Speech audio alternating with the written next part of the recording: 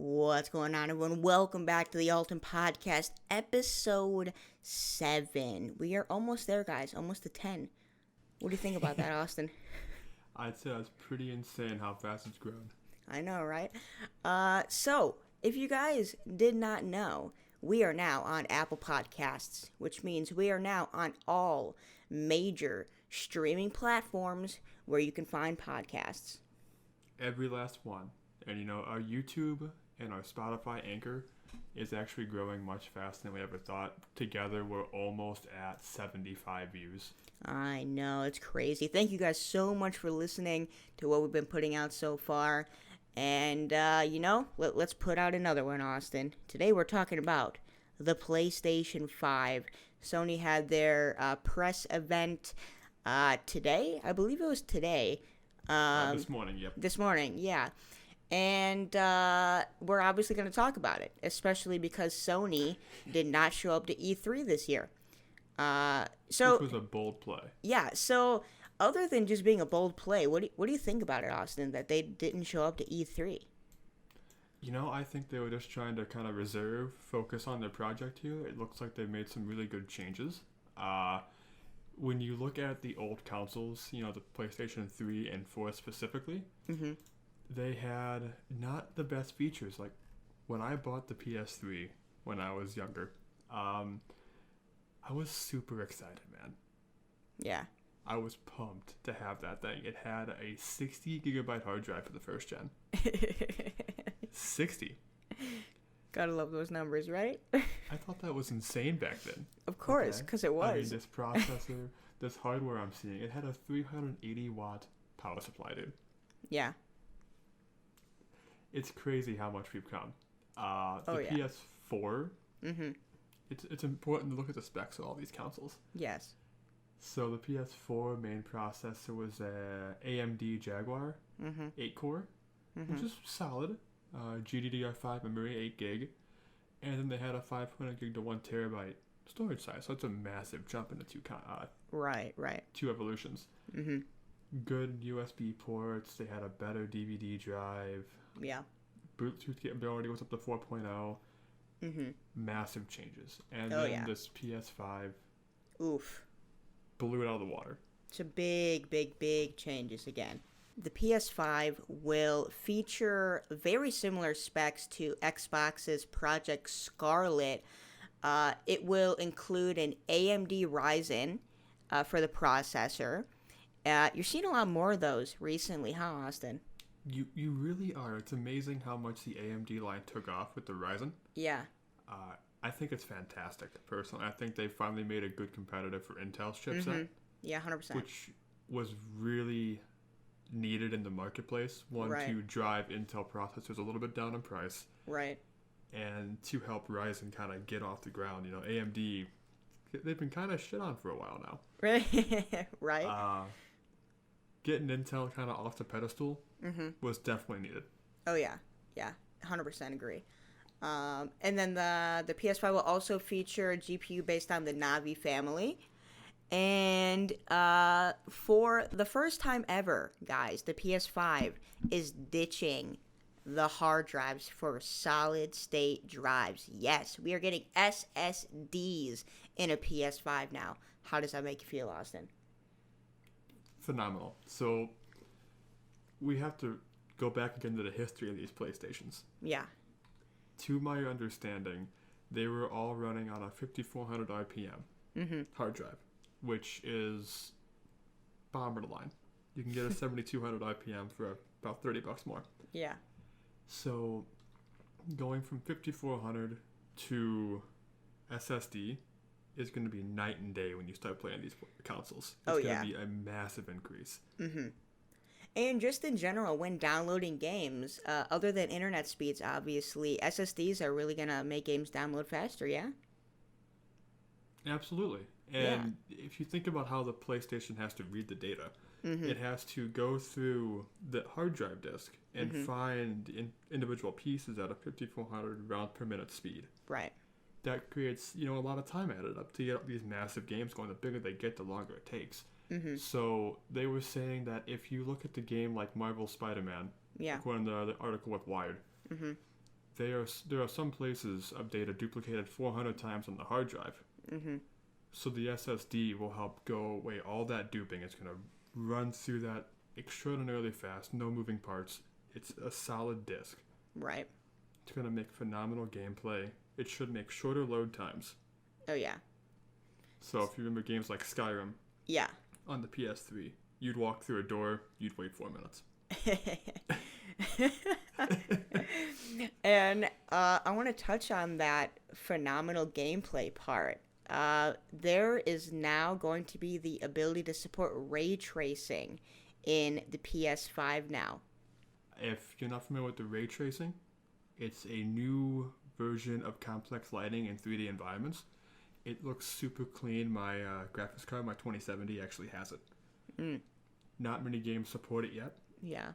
But it's going to grow exponentially, especially if consoles start supporting it fast. Oh, yes, 100%. It's so weird. I feel like so many people have PCs. I mean, come on, PC Master Race, right? But I feel like certain games and certain, hardware areas don't start doing things unless certain games or hardware introduce these topics. So, for example, exactly the ray tracing. It's kind of a thing in PC gaming, but it's very minimal. Like, to my knowledge, the only game I have that supports it is Minecraft. And obviously, there's a lot of mods you would have to install for that. It's not first-party stuff. So, it'll be very interesting to see such a, top-line competitor introduce this type of support and really see what a lot of, AAA games will do with it. It's going to be an interesting shock, I think, because, yeah. Modern Warfare, the newest Call of Duty that came out, mm-hmm. they are the first game to finally, well, not the first necessarily, but the first to do it in a big picture, mm-hmm. to have that multi-platform gameplay. Yeah. That's going to be huge with stuff like this. To introduce the ray tracing and that, it's going to make Activision up their game on their ray tracing they already have implemented, mm-hmm. which is going to make it better content for both the computers and for the consoles. It's going to be a very interesting match. I think consoles are going to stay for a long time. Yeah. I don't see myself buying one. Yeah. I don't think I'll buy this PS5. I love it. I think it's going to be a fantastic experience, but mm-hmm. I like my computer. Right. I mean, I have to date latest hardware. I have an Xbox 360 and a PlayStation 4. Mm-hmm. And I only have a PlayStation 4 because it was given to me for Christmas. So, to date, I have only technically bought myself a PC. Everything else has been given to me as gifts. And before I got my PC, though, obviously I played the hell out of my 360 and PS3. But I don't have a Nintendo Switch. I don't have an Xbox One. I do have a PS4, but it was given to me, like I said. Mm-hmm. And what's funny is that when I get consoles like that, I only buy, like, the top-of-the-line games, like Call of Duty and maybe Grand Theft Auto. But, that's some super well-known stuff, but I'm not over here buying, like, story games and, puzzle games and stuff like that. The only exception is VR, but that was also given to me for Christmas. So the point I'm trying to make is I have a hefty library of games on my PC. I'm talking probably at least 50 games total between all my game launchers. And between all of my consoles, I probably only have about 10 games. Maybe 10. It's probably closer to 5, to be honest with you. Yeah, I was kind of the same way. So my Steam library now and my, all the platform launches we have, my library's gotten pretty extensive on my computer. And as the years have gone on, I've just used my consoles less and less. I do have an Xbox One. Yeah. I do have a PlayStation 4. Mm-hmm.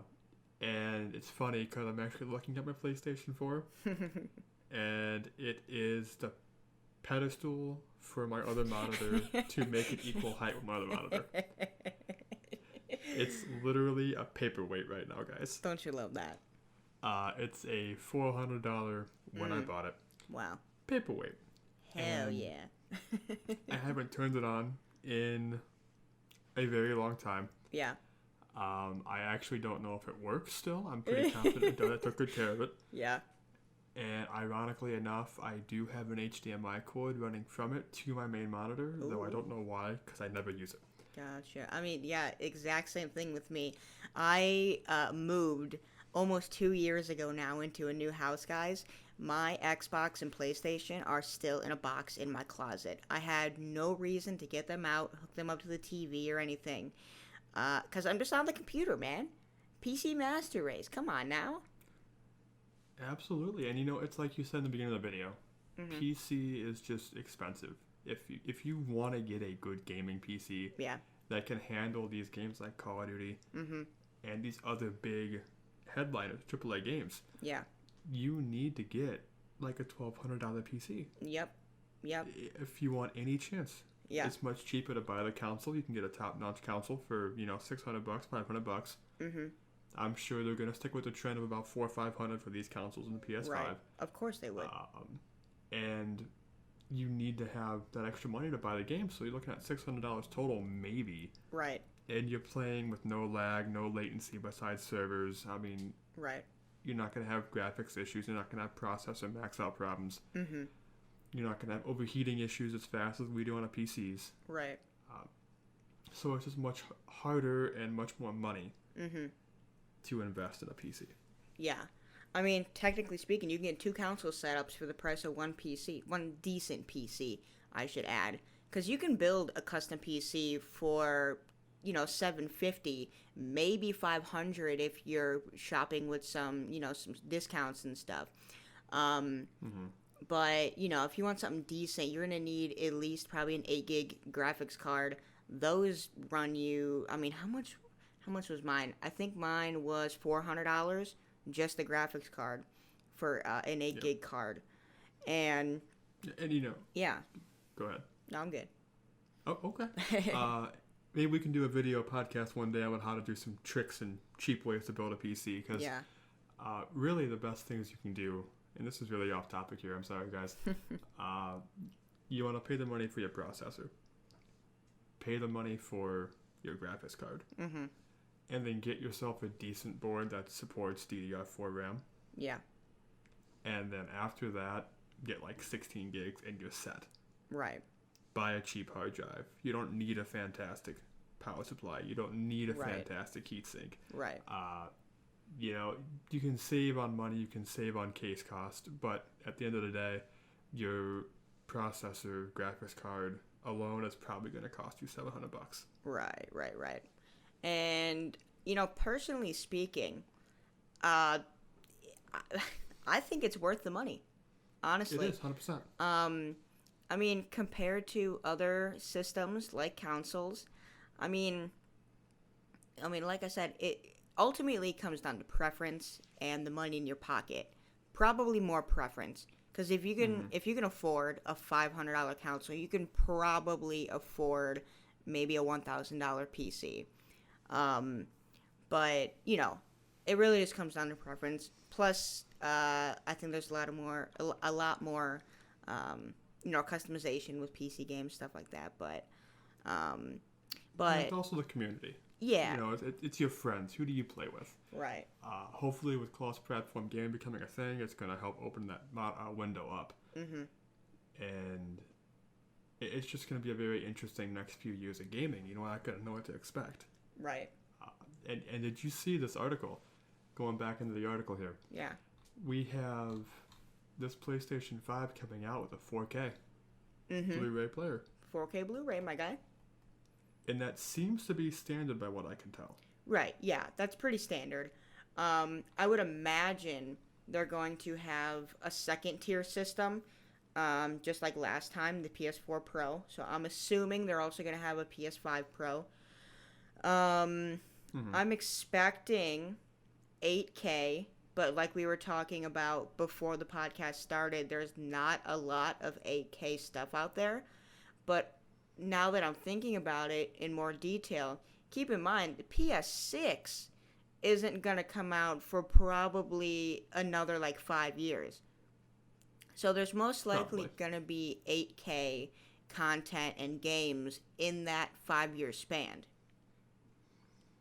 Yeah, I don't know if they'll invest in it now.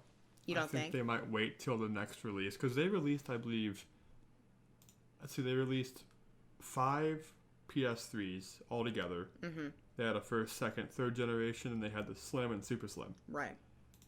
And I believe they released 2 or 3 PlayStation 4s in its lifespan. Mm-hmm. That at least I can recall seeing. Yeah, sounds about right. So they're probably going to release 2 off the bat. Yeah. Then they're going to release probably 2 more, an updated version of each, about a year or 2 down the line. You think that long? I think so, yeah. Interesting.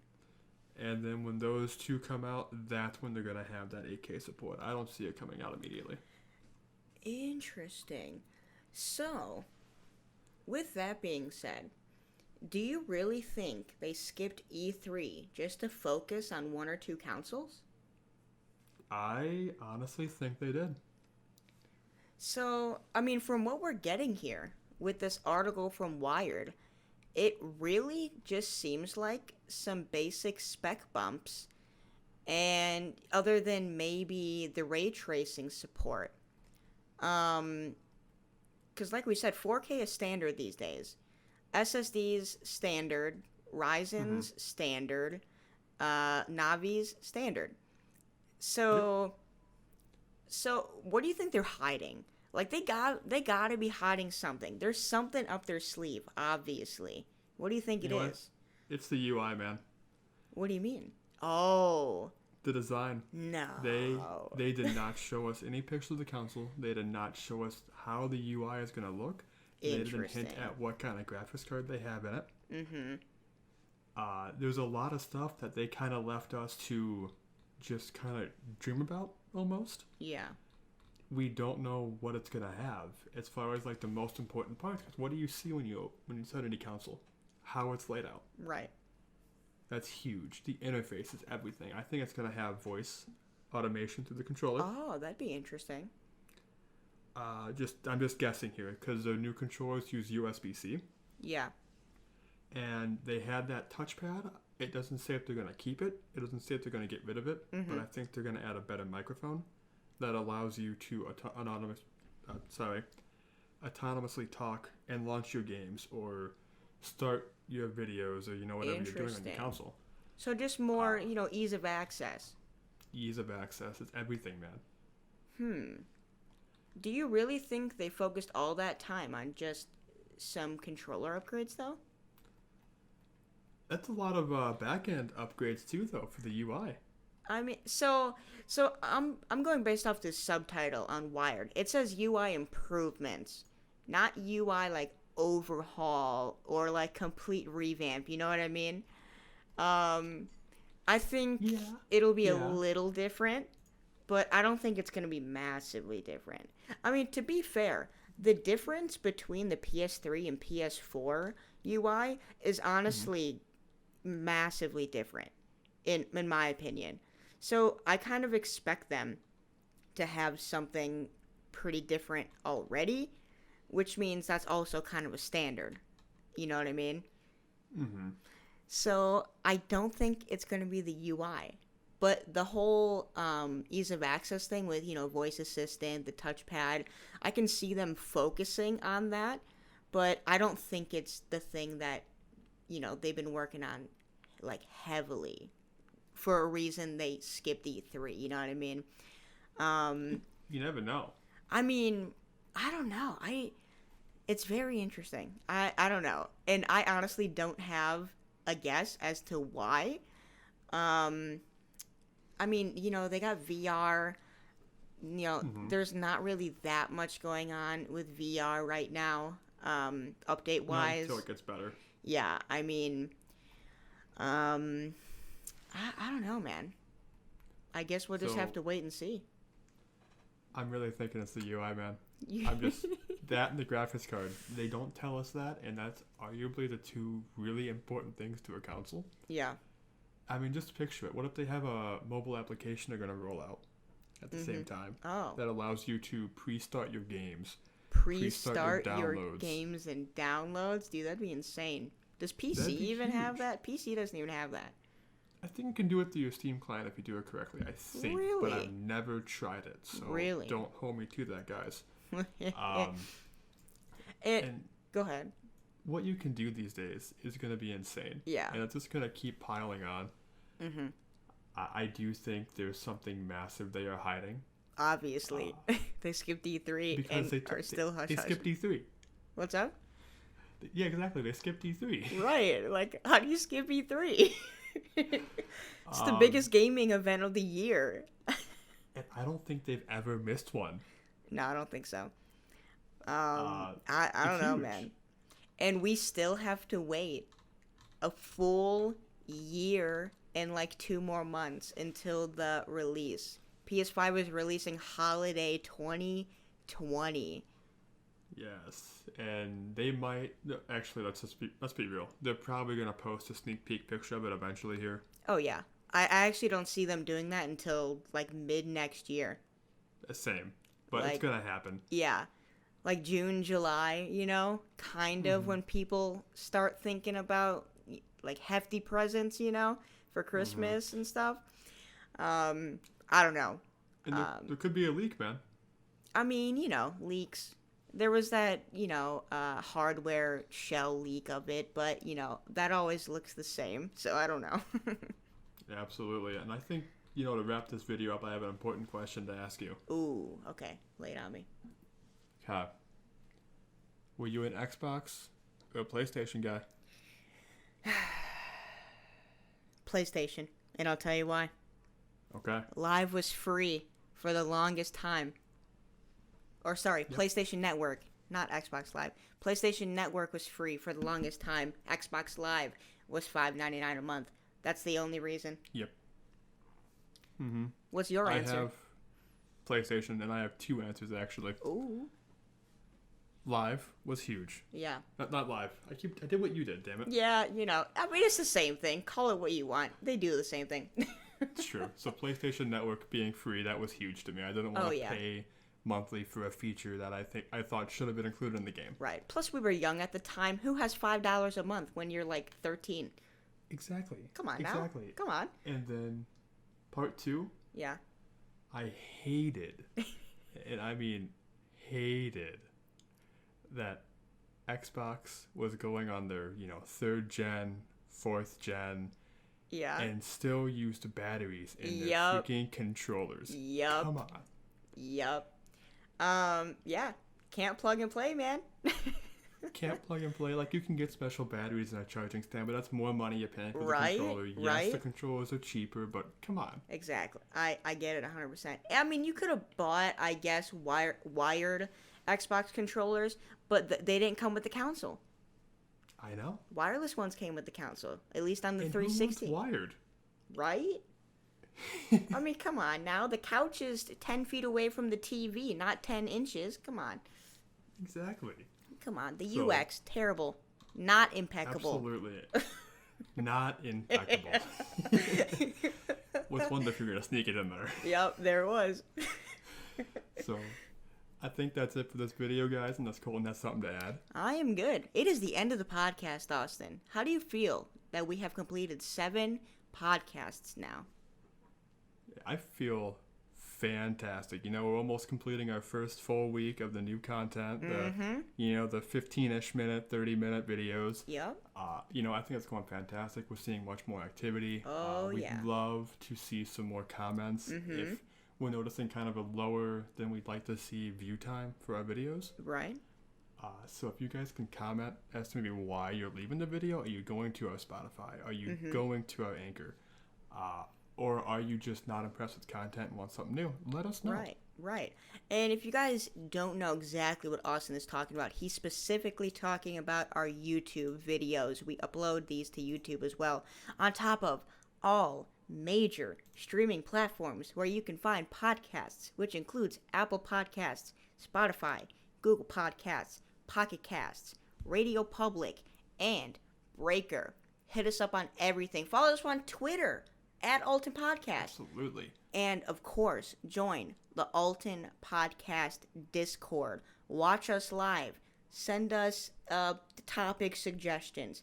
Get involved, everybody. Absolutely. And it's going to be a huge time. Once we get this community going, it's going to be fantastic. Oh, yeah. I have lots of plans for the Discord server. I'm saving for us to get a few members. Mm-hmm. The first goal is 10. Yes. If we hit 10, it's going to be a good time, guys. Oh, yeah. And, yeah, with that, we're officially going to close out this podcast. You guys have a great rest of your day, and we will catch you guys on Friday in the next podcast. Thanks for listening.